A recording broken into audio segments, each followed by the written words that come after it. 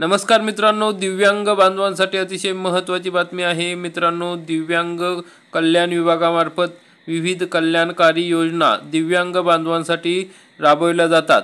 परंतु दिव्यांग कल्याण विभाग हा जिल्ह्याच्या ठिकाणी कार्यालय चालू नसल्यामुळे दिव्यांग बांधवांना समाज कल्याण ऑफिसमध्ये चक्रा माराव्या लागतात। आता सेपरेट दिव्यांग कल्याण विभाग केल्यामुळे दिव्यांग बांधवांना त्यांचे सक्षमीकरण करण्यासाठी याचे कार्यालय जिल्हा स्तरावर तालुका स्तरावर असणे गरजेचे आहे आणि त्याबाबत सूचनासुद्धा दिलेल्या आहेत।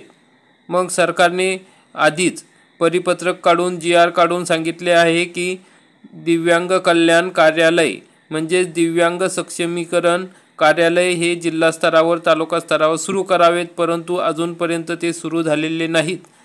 तर आता तुकाराम मुंडे साहेब हे दिव्यांग कल्याण आयुक्त झालेले आहेत। त्यांनी आता परिपत्रक काढलेले आहे की 31 ऑगस्टपर्यंत दिव्यांग कल्याण विभाग हे सर्व ठिकाणी सुरू झाले नाही तर त्या ठिकाणी कारवाई करण्यात येईल। आणि पत्रात काय म्हटले आहे त्याविषयी आपण सविस्तरपणे माहिती बघणार आहोत।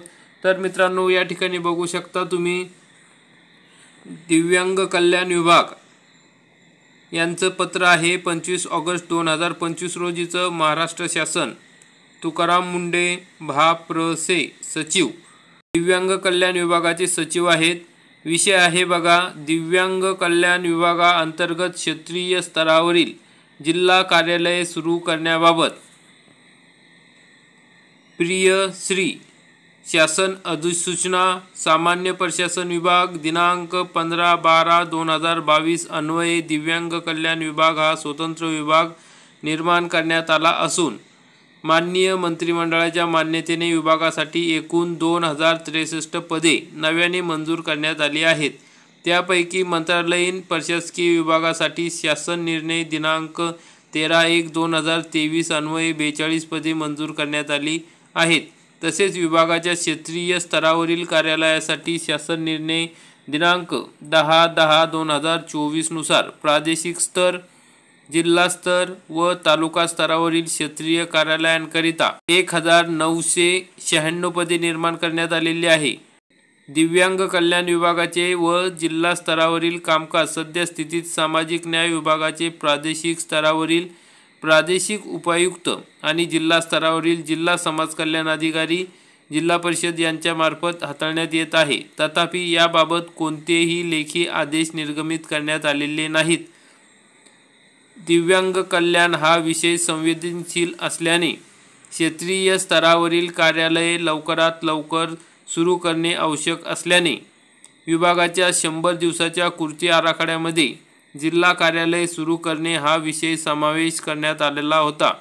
त्यानुसार विभागाअंतर्गत कार्यरत असलेले वैद्यकीय सामाजिक कार्यकर्ता व अधीक्षक गट ब यांच्याकडे जिल्हा दिव्यांग सक्षमीकरण अधिकार पदाचा अतिरिक्त कार्यभार दिनांक 14/4/2025, दिनांक 21/4/2025 आणि दिनांक 29/4/2025 च्या आदेशान्वये सोपवण्यात आला असून दिनांक 1 मे 2025 पासून 13 जिल्ह्यातील जिल्हा दिव्यांग सक्षमीकरण अधिकारी कार्यालय सुरू करण्यात आले आहे। दिव्यांग कल्याण विभागाचे उद्दिष्ट दिव्यांगांचे कल्याण, शिक्षण, सक्षमीकरण आणि समावेशासाठी असलेल्या शासकीय योजना, कार्यक्रम आणि उपक्रमांची प्रभावी अंमलबजावणी करणे आहे। यास्तव सद्यस्थितीत दिव्यांग व्यक्तींना त्यांच्या समस्यांसाठी विभागाचे जिल्हा कार्यालय सुरू नसल्याने माहिती आणि सेवा मिळविण्यात अडचणी येत आहेत। जिल्हा कार्यालय सुरू झाल्यास प्रशासकीय कामकाज सुरू होऊन दिव्यांग व्यक्तींना विभागाच्या विविध योजनांचा लाभ घेता येईल। तसेच दिव्यांग कल्याणासाठी कार्यरत असलेले विविध विभाग, स्थानिक प्रशासन आणि स्वयंसेवी संस्था यांच्यात समन्वय साधून दिव्यांगांच्या समस्या, अडचणी सोडविणे सुलभ होणार आहेत। जिल्हा दिव्यांग सक्षमीकरण कार्यालय सुरू झाल्यास दिव्यांग व्यक्तींचा सर्वांगीण विकास करण्याच्या दिशेने एक प्रगतिशील पाऊल असेल असा मला विश्वास आहे।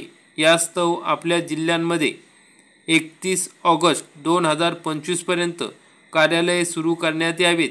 तसेच जिल्हा दिव्यांग सक्षमीकरण अधिकारी या पदाचा अतिरिक्त कार्यभार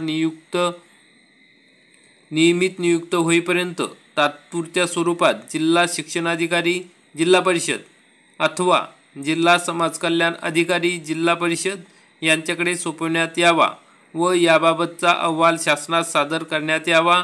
आपला स्नेहांकित तुकाराम मुंडे, प्रति मुख्य कार्यकारी अधिकारी जिल्हा परिषद ठाणे, पालघर, रायगड, रत्नागिरी, सिंधुदुर्ग, नंदुरबार, सोलापूर, वर्धा, भंडारा, चंद्रपूर, गडचिरोली, गोंदिया, अमरावती, अकोला, यवतमाळ, बुलढाणा, छत्रपती संभाजीनगर, बीड, नांदेड, जालना, हिंगोली या ठिकाणी या सर्व सीओंना मुख्य कार्यकारी अधिकाऱ्यांना हे पत्र देण्यात आलेलं आहे।